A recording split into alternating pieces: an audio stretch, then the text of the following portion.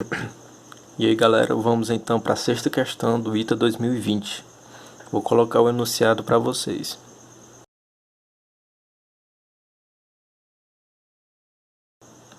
Então, a questão nos fala aí do seguinte problema. Nós temos uma pequena esfera que ela está sendo lançada para cima com a velocidade inicial. Daí, ela vai atingir uma máxima altura, vai cair e vai ficar... Existe aqui, a gente não vai desprezar o ar nesse caso aqui. Então tem uma força de arrasto, daí ela vai, desce, fica quicando. Por ter essa força de arrasto dificultando o movimento, ela vai cada vez mais, vai ter uma altura menor, que é a altura máxima. Esse de cima é a altura máxima. Eu vou dizer que isso daqui é a velocidade V1 e que ela é menor do que V0. Depois vamos ter outra situação em que temos uma velocidade V2 que é menor do que V1 e a altura máxima. Isso daqui até que vai chegar um ponto que ela parou. Daí, se eu chamo essa altura aqui de H, ela vai ter percorrido nesse primeiro instante H para subir e H para descer. Então, o caminho percorrido CP1 vai ser 2H. Nessa situação aqui, se eu chamar de H1 a altura, o caminho percorrido vai ser 2H1. E assim por diante. Daí a questão quer saber quem que vai ser o total desse caminho percorrido. Qual que vai ser todo o caminho percorrido desde o momento que ela foi lançada com velocidade V0 até o instante em que ela parou. Qual a expressão para esse caminho percorrido? Daí a gente pode fazer várias análises. A gente pode usar a cinemática, a dinâmica, mas eu vou olhar esse problema pelo ponto de vista da conservação da energia. Eu vou usar aqui o teorema da energia cinética, o teorema da energia-trabalho. Ele nos diz que o trabalho é igual à variação da energia cinética. Daí a gente vai ter que olhar para o problema para entender algumas coisas, porque o trabalho é dado pela força vezes o deslocamento. E a variação da energia cinética final menos energia cinética inicial. Daí chega um problema aqui. Quem vai ser essa força que a gente vai usar? Porque quando a bolinha está, a esfera está aqui, ela tem agindo sobre ela a força peso. E tem também a força F, que é a força de arrasto, certo? Então, quem é que é a força que a gente vai usar? Bom, o campo gravitacional, se tratando de um campo conservativo, quando eu calculo o trabalho entre duas posições, entre dois pontos, ele é o mesmo, independente da trajetória. Por exemplo, se eu tenho aqui um ponto A e um ponto B, e esses dois pontos estão em um campo gravitacional constante. Se eu vou por aqui, ou eu vou em linha reta, tanto faz, o trabalho vai ser o mesmo.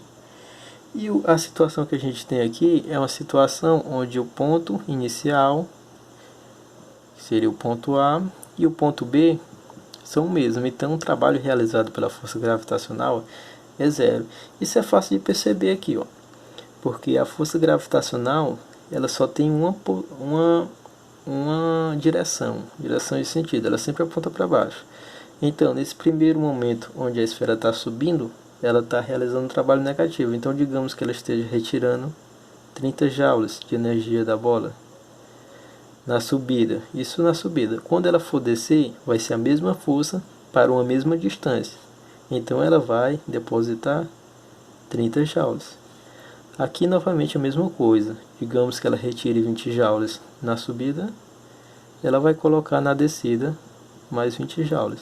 Aí quando a gente calcula o total aqui dá zero, aqui dá zero, até ela parar vai ser zero, né? Então a gente vai ignorar aí a ação da força gravitacional. Essa força que a gente vai usar aqui vai ser exatamente a força de arrasto, porque ela é sempre contrária ao movimento. Aqui quando está subindo ele está retirando energia, e quando ela estiver descendo, aqui a velocidade está para cá, quando a velocidade estiver apontando para baixo, a força de arrasto está para cima, porque ela sempre se opõe à velocidade da esfera. Aí quem que vai ser o D? Esse D aqui. Reparem que nesse deslocamento aqui, a gente pode calcular o trabalho da força de arrasto como sendo a força de arrasto vezes o deslocamento. O deslocamento vai ser 2H. Nessa situação aqui o trabalho seria F vezes 2H1, que eu chamei essa altura de H1. Daí quando a gente for somar tudo, a gente vai ter que o trabalho total vai ser F vezes D. A soma de todas essas alturas, duas vezes a altura que vai subir e vai descer, vai dar D. Então esse D aqui é quem a questão nos pediu. E olhando agora para as energias cinéticas, no início aqui ele está saindo com toda a sua energia cinética máxima dele. Daí ele vai perdendo energia cinética por conta do trabalho negativo realizado pela força de arrasto, até que a gente chega a uma situação final onde sua velocidade final, ela é igual a zero. Ou seja, energia cinética final a gente não tem.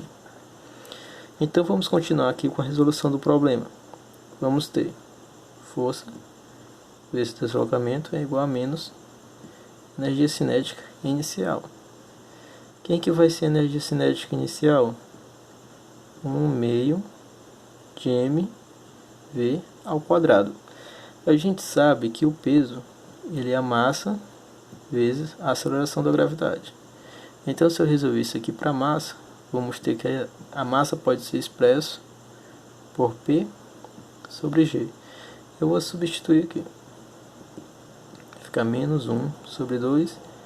A massa P sobre G vezes V ao quadrado.